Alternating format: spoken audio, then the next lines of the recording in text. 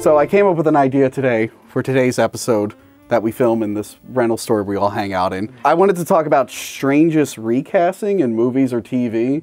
Like, you never know when you watch like a show or a movie and then the sequel or the next season, it's a completely different actor playing the same character. Okay.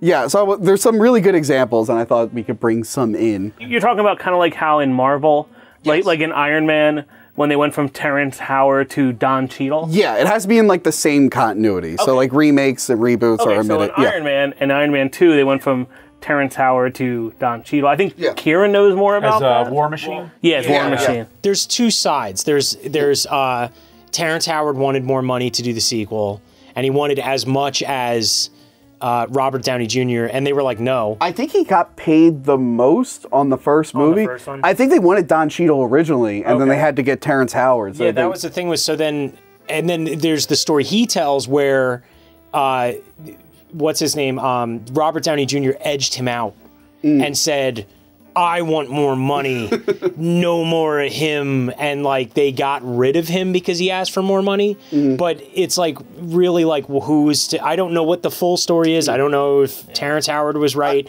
but from what I heard originally, it was Terrence Howard asked for way more money. He wanted more money than even Robert Downey Jr. was being paid, and they were like, no. And then he was like, well, ugh. And then they were like, all right, Don Cheadle, which, to be honest, I like Don Cheadle better anyway. I think Don Cheadle's a lot better. Yeah, I mean, Terrence Howard went on to do, you know, he's doing Empire. He seems like he's doing fine for himself. But he went back to school because he's like a chemist or something. So he said he went like back to college afterwards. I just think Don Cheadle fits as Rhodey better. I think Terrence Howard's look as Rhodey was better. He looked like what James Rhodes looked like in the comics. Yeah. And then I guess if I can Marvel double dip, there's also the Incredible Hulk.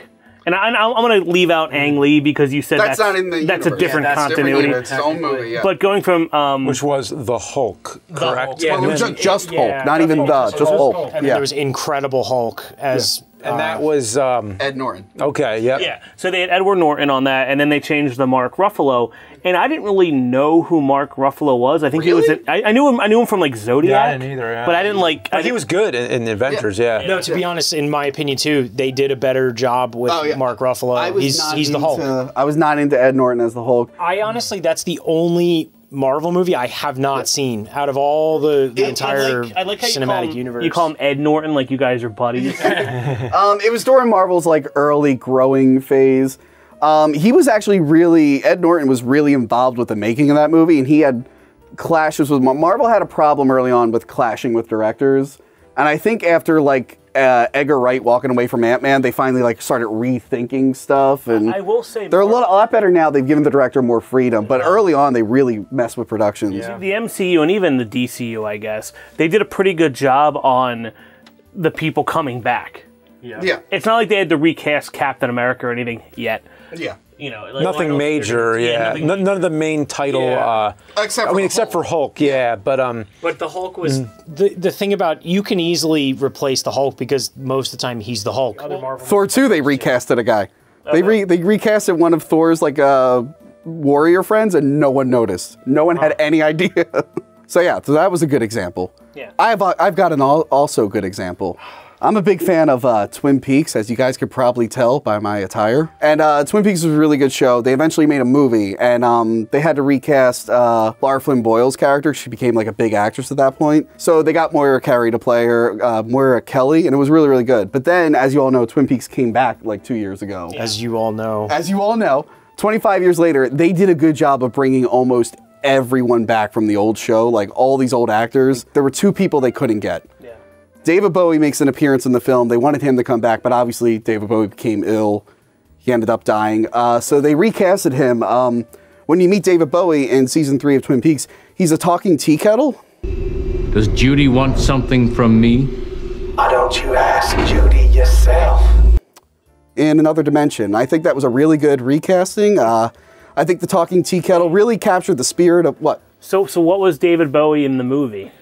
Oh, he was an FBI agent who had disappeared, and then he showed up for one scene, and then he disappears, and he's never mentioned again. So he's a random FBI agent, and now he's a talking tea kettle from another dimension? Yeah, he's a talking tea kettle in another dimension. Is this for real?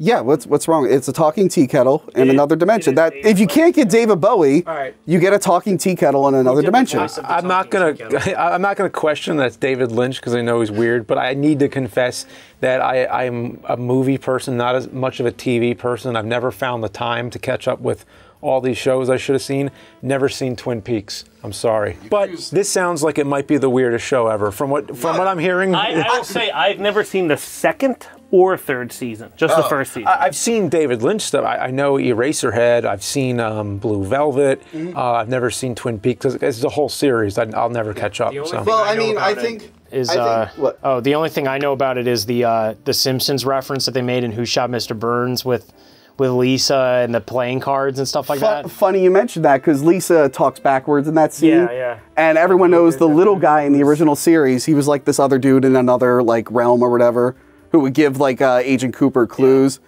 Played by Michael Anderson, I think, who was in a couple David Lynch stuff. He was in like Mulholland Drive and stuff. He couldn't come back for the new series because he had a falling out with David Lynch. He plays the Arm, is what he's called. I am the Arm. So they had to recast him too, and I think they did a great job. They turned him into a talking tree with a brain.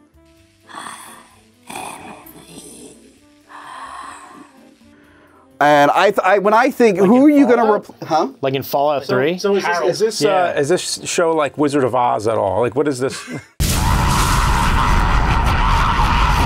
It's exactly like Wizard of Oz, James. It's actually a remake of Wizard of Oz. No, I mean, James, what's all right? So dancing little guy, you have to recast it. What do you? Obviously, tree with a talking brain. I think these are all great casting decisions, and I don't know. What do you guys think? This is all making sense to me, right? Who did the voice of David Bowie's tea kettle? Oh, they got another guy to do it. I forget who it is. Well, that's a good one. That's a good one. I think it was a pretty I don't know, James, how are you going to top that? How are you going to top Tea Kettle David Bowie? So, mine is actually a TV show. I mean, it is a show that I watched as a kid.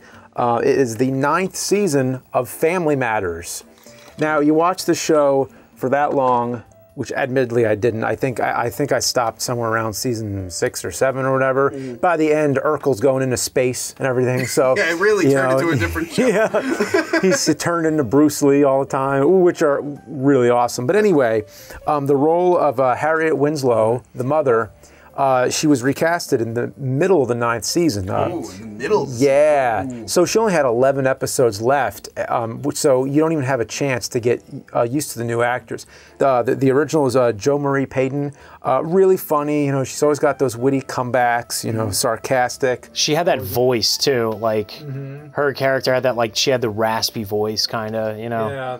She always balanced out the comedy really well. Moral compass. Yeah, and she actually originated on the 3rd and 4th season of Perfect Strangers. So she was, yeah. So she was there for a while. Yeah, so she's in this long run of Family Matters, and she gave the reason, which she said on when they did the 2017 reunion interviews where they got everybody together. They asked her about that, and she said, you know, the reason I left, because it was her choice, it was a decision, she wasn't let go, but she decided, like, you know, after that long the series going on, she just wanted to do other things, and it was really understandable. Like she felt like the series was really running out of steam. So it was her who wanted to leave. Yeah, it's just weird that she made the decision in the middle of the season. Yeah, I mean, I'm not sure how that worked out. Like maybe she was still, if there was like a mid-season. She might have been under contract or something. Like their contract was up, and she's like, "Well, I'm done. Like I don't want to re-sign." That's like the opposite of what happened on Fresh Prince when they got rid of Vivian. Yeah, because like they just didn't like her anymore. Will Smith and Aunt Vivian used to get into like arguments on set or something like that was the thing. She got like pregnant in the middle of one season. They had to like film around it, and yeah, so the new actress, Judy Ann Elder, I mean, there was nothing wrong with her, but it was just, how do you get used to a new character who isn't just a character, but she's a part of the family. Like she's like the mother, and actually, like I always felt like it was watching like something like, you know, your dad and your mom separate or get divorced, because it felt like oh, now there's a new like mother, and they didn't address it or anything. Like it might have been interesting if they actually made it like it was a divorce, like part of the plot, and then Carl like has to remarry or something happens, but they just didn't address it. It's weird they did it so close to the end. It's like, I'm trying to think like because meanwhile Urkel's in space. Yeah, they might have just been like, "Fuck it, this show's almost over. Just you know, get someone else in." Imagine watching like the Star Wars trilogy, and then 20 minutes before the movie ends, Carrie Fisher is now Karen Allen. And she's like, "Hey guys, it's me, Princess Leia. Been here all," and it's like, "Wait, exactly. What? This doesn't feel the same." Yeah. And in that same interview, Reginald VelJohnson and Darius McCrary said they felt the same way. They felt like it was a divorce. It was like, oh, I felt like Darius says, I felt like it was like my mom that whole time because we got so used to being on the set for so many years. Like we really felt like a family. And then all of a sudden, you know, like your mother's not there and somebody else is there. And it really did feel like, it was very hard for the cast to like adjust to that. Did they interview the woman who came in, the new one? No, they didn't. It wasn't. That must suck for her. Like she's just the one. Like it just didn't feel like she was meant to be there, and she's just like sitting there, like, wow, thanks everybody. Yeah, like, I mean, speaking of that, who they didn't invite was the actress who played Judy. They actually just ignored that character. Where like was Judy the youngest? She was like the middle. She was like there was little Richie, and there was Judy. And then she was just kind of gone after. Yeah, and little Richie wasn't, he was like the cousin, I think, or whatever. He was Aunt Vanessa's kid. Yeah, but Judy, like there's one episode, she goes upstairs to her bedroom, and then you never see her again. And they don't address her, they just, I think they kind of felt like they had enough characters on the show, so they just pretend she's not there. I'm not going to talk about Judy. In fact, we're not going to talk about Judy at all. We're going to keep her out of it. In Happy Days, Chuck, Richie's brother, who's in like the first season of Happy Days, and then goes upstairs, never to come back down ever again. Oh, so there's like this void. Yeah, like because they go to the dimension with David Bowie and they get turned into tea kettles. That's what I'm telling you guys. In Family Matters, they never show upstairs. They show the living room. They show even the garage and the kitchen. You know, and Urkel's basement. Whenever I think of the upstairs of the house, I think of the Cosby Show. Yeah, because they show all the bedrooms and all the hallways and all that kind of stuff. But yeah, you're right. No, they never showed upstairs. Once they went upstairs, that was it. They're gone, out of existence. Yeah. Well, they do show the bedroom of like I